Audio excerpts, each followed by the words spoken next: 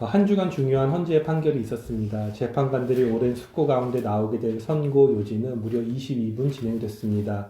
선고 요지를 꼼꼼히 들으면서 역사가 반복되지 않기 위해서는 승패도 중요하지만 선고 요지에 나오는 우리 사회 근간의 가치를 사회 구성원들이 알았으면 좋겠다는 마음이 들었습니다. 선고 요지는 우리나라가 민주공화국이라는 것입니다. 이 개념은 낯선데요. 공화국이라는 것은 개인의 이익을 넘어서 사회가 함께 공유하는 가치가 있다는 것입니다.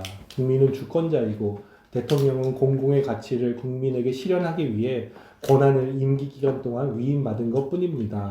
사회뿐만 아니라 교회 지도자들도요, 권한을 함부로 사용하는 경우가 많습니다. 이번 헌재의 선고 요지를 통해서 사회뿐 아니라 교회도 리더십과 구성원의 관계를 재정립하고 단체가 추구하는 공공의 가치가 어떻게 함께 이뤄갈 것인지 생각해보는 계기가 되었으면 합니다. 이와 같이 교회도 교회 유지를 위해 존재하지 않습니다. 교회는 세상에 봉사하기 위해서 존재합니다. 공공적인 가치가 있는 것입니다.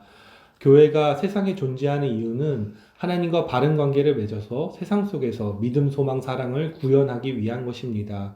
교회가 우리 동네에 있어서 사랑이, 믿음이, 소망이 증진된다면 얼마나 좋겠습니까? 이것을 쉽게 설명해 보려고 하는데요. 청년 밥상 공간에 대한 이야기를 우연히 들었습니다. 한 청년에 대한 죽음의 소식을 뉴스에서 한 목사님이 들었다고 합니다. 대학로 고시원에서 생활비가 없어서 끼니도 제대로 해결하지 못하다가 스스로 목숨을 끊은 29살의 여자 청년 이야기입니다. 그래서 목사님은 청년들에게 한 끼 밥이라도 따뜻하게 먹이면 좋겠다고 생각하고 3,000원짜리 김치찌개를 파는 식당을 열었습니다. 청소년들이 한창 많이 먹을 나이 아닙니까? 그래서요, 청소년 4명이 와서 김치찌개 3그릇을 시키고요, 밥을 4공기씩이나 먹고 갔다고 합니다. 그래도 사장님은 얼굴이 흐뭇하기만 했다고 하는데요. 이 목사님은 원래 미국에서 담임 목회를 하셨다고 합니다. 근데 50대 초에 벌써 노후까지 보장된 안정된 삶에 익숙해져가는 자신을 보면서 신앙의 도전이 필요했다고 생각했습니다. 그래서 세상의 필요 속에서 자신이 해야 할 일을 하나님께 물었던 것입니다. 이것이 사적 추구를 넘어서 공공의 하나님 나라를 위해 우리가 무엇을 할 수 있을까라는 질문을 던지는 것이 오늘 이 시대에 필요하다는 것 여러분께 말씀을 드립니다.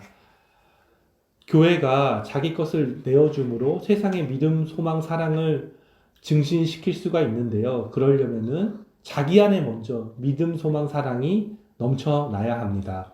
믿음, 소망, 사랑 내 마음속에 복음서에 말씀이 있는데요. 향유 부은 여인 이야기가 있습니다. 많은 사람이 필요한 것이 아닙니다. 한 사람이라도 예수의 길의 의미를 온전히 알고 예수의 발 아래 자신의 향유 옥합을 깨트릴 수 있는 한 사람이 있다면요, 이 사회가 그리스도의 향기로 가득할 수가 있습니다. 우리 사회가 마르고 황폐한 것은 그 한 사람이 없기 때문에 그렇습니다. 저 자신부터 부끄럽습니다. 몸을 기울여 실천을 향해 나아가겠습니다. 이런 열망이 우리 안에서 자란다면요, 우리 안에 그리스도가 자라는 것입니다. 너무나 행복하고 아름답고 멋진 일 아닙니까? 그리스도, 우리가 사랑하는 유일한 분, 그분을 우리 삶의 한 자락이라도 담고 싶습니다.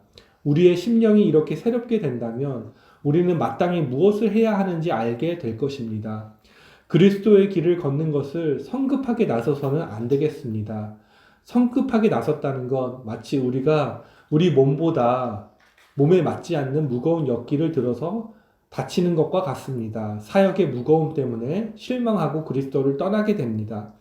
세상 속에서 그리스도의 편지가 되고 그리스도의 향기가 된다는 건요, 오랜 시간 지속적으로 지적, 정서적, 육체적, 영적 준비를 차근차근 해야 함을 말합니다. 무거운 엿기를 들기 위해서 오랜 시간 선수가 훈련하듯 그렇게 우리의 영적 근육을 키워서 준비해야 됩니다. 호스피스 병동의 한 간호사 이야기를 들었습니다. 그녀는요, 생사의 기로에 선 사람들을 간호하기 위해서 이제 직업을 가졌는데 그것의 이유는 인사 명령 때문이었습니다. 자신이 원하는 부서가 아니었고 그들의 죽음을 계속 마주하다 보니 현타가 너무나 왔습니다. 현타가 왔어요. 그래서 간호사를 그만두기로 마음먹었습니다. 그런데 병원에서 휴가를 주었고 간호사가 그 기간 동안 돌보아 주었습니다. 그러면서 새로운 인식이 마음에 생겼습니다. 호스피스 병동은 환자들의 남은 생애를 믿음과 소망과 사랑으로 가꾸어 갈 수 있도록 돕는 일임을 새롭게 바라보게 되었습니다. 복귀를 앞두고 그녀는요, 병원에서 새롭게 전문 호스피스 병동이 생기는데 함께 일하자는 제의를 받습니다. 그때 그녀는요, 이것이 주님의 부르심인지 물을 정도로 자라게 되었습니다. 기도를 하니까 기도가 바뀌더랍니다. 그것을 감당할 힘을 성령님께 기도하게 되었습니다. 병원에서는 다행히 전문가로 준비할 수 있는 시간을 주었습니다. 임상 목회 교육이라는 것이 대학원 과정에 있다고 합니다. 그러니까 대학원 공부를 해야 될 만큼 그 공부가 필요하다는 거죠.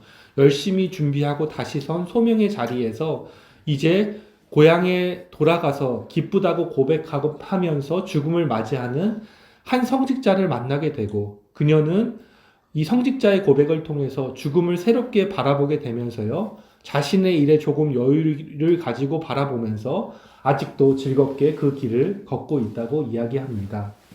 마무리합니다. 헌재의 선고 요지를 통해서 사회의 공공성, 또 교회의 공공성이 필요하다는 인식을 함께 나누었습니다. 앞에서는 사랑한다, 감사한다, 좋아한다는 말을 하지만 뒤에서는 항상 자기 것을 챙기는 기독교인이 아니라 자기 삶의 현장에 묵묵히 일하면서 공적인 가치를 지향하는 크리스찬들이 늘어난다면 우리 사회가 조금씩 믿음, 소망, 사랑으로 채워지지 않을까요?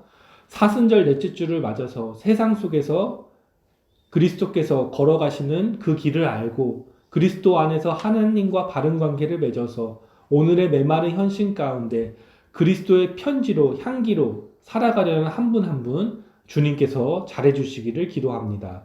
함께 침묵 가운데 말씀을 기억하면서 기도하겠습니다. 나에게 그리스도 예수를 아는 지식이 가장 존귀합니다. 내가 그리스도를 위해서 모든 것을 버린 것은 내가 그리스도를 얻고 그리스도와 하나가 되려는 것입니다. 아멘.